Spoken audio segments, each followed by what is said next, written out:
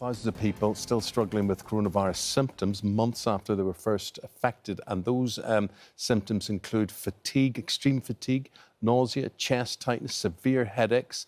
And sufferers describe these and more. They are described now as long haulers. Dr. Sara is in the studio now to tell us how many people we think that may be.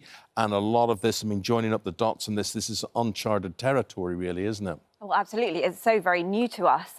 We know that there are support groups online on Facebook and things like that, and they already have 15,000 members in there saying that they're suffering. So we can only assume that those numbers are much higher in terms of numbers. Well, this is going to be good, actually sharing what people are experiencing, and you may find this applies to you or not, because up next, Helen Kolder. Yeah, we're talking to Helen Kolder, and she says she still hasn't made a full recovery. There she is at her home in Liverpool. Helen, good morning. Morning. You had the virus, you and your husband and your daughter, I believe, at the beginning of March. So tell us how badly affected the family were at that time.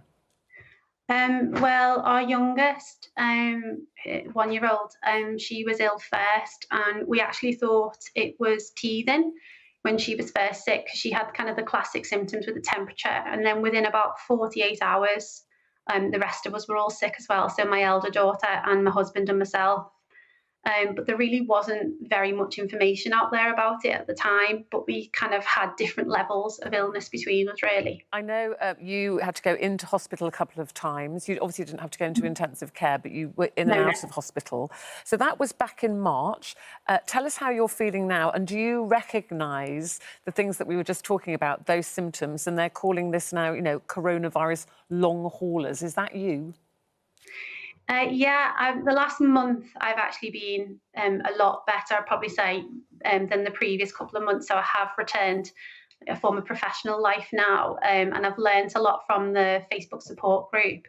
I've learned about pacing and really understanding that I've got to be much more careful so I can focus. I can either do a short working day, or I can do something physical, which will be a short walk, but then I have to stop and I have to rest, and that's really helping me.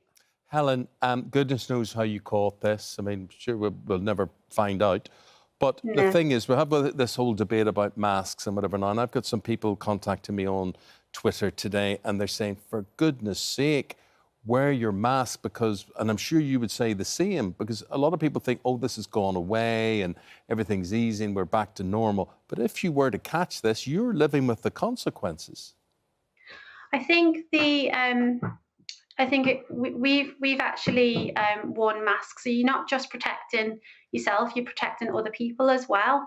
And I think it's really, really important for people to be wearing masks, because what you've got to remember is this isn't just, you know, the advice out there is this is either a 2-week illness where it's a bit like flu, or you're much more serious. And there is a lot of us out there. There's, as I said, there's over 15,000 members on that Facebook support group, and we're all experiencing the same thing, and I wouldn't wish this on anyone. No, and the other thing that they talk about on the Facebook groups is people saying it's not just the physical effects, that mentally people struggle, because it's very hard to feel that fatigued all the time, and every time you get back to some kind of normality, you might have 2 days where you feel well and then you feel ill again. Do you understand the mental side implications of this?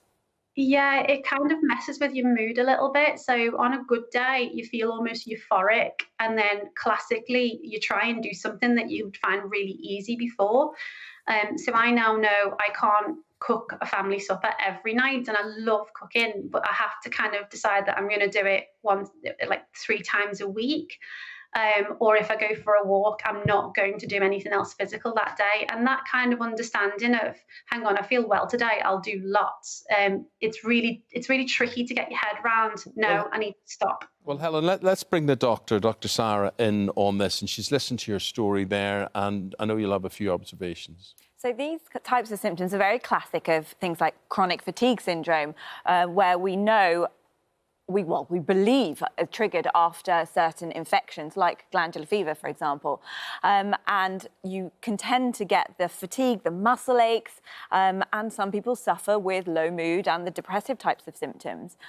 Interestingly, with SARS, we know that In 2003, the studies looking at SARS, which is also a coronavirus very similar to COVID, that a third of people suffered with a lower exercise tolerance after it. So it may be that those are the kind of statistics we're going to be getting. And actually, looking at the studies from back in SARS, they did post-mortems and found that the virus could cross the blood-brain barrier. Yes, a lot of people are talking about brain fog. That's the word I've heard say. You know, I just get this fuggy brain, I can't concentrate, I feel woolly. And Helen's nodding there. Have you had that, Helen? Yeah, so I'm creative, and I couldn't write about 2 months ago. I read something recently that I'd written, and it was awful. So that was one of the things I experienced quite a lot a couple of months ago, was the brain fog. And that worries people when you say it could cross to your brain. Of course, anything that, you know, involves the brain obviously will worry people. And now that we know that it may not just be a respiratory illness, that it could be something else, is of course going to, you know, create anxiety. Look, we've got 90 seconds left. We've identified the problems. We've studied what Helen is going through there. What would you say to Helen, to other people who are going to be termed long haulers, as to how they rehabilitate themselves? Well, I think firstly, it's really important to say, if you're getting these symptoms, don't just assume it's the COVID. You know, do speak to your doctor, make sure you get other tests done to make sure we're not missing other types of things that could be causing it. But the NHS England has launched a programme, a post-COVID programme, to try and help support people. We also have a new study that's going to be coming out to try and identify what types of people are suffering with this. But the types of measures that we need to do are things like pace, which Helen mentioned, prioritise things and plan things. Make sure you're not doing too much at once, and just make sure that lifestyle is as good as it can be. Diet, exercise, you know, reducing alcohol, all of those kind of things. To try and give you as much support as possible. OK. Well, it's a long haul. And we wish you well, Helen, and keep well. Thank you. Thank you very much. And thanks for telling us your story. Thank you very much indeed. Doctor, thank you very much indeed.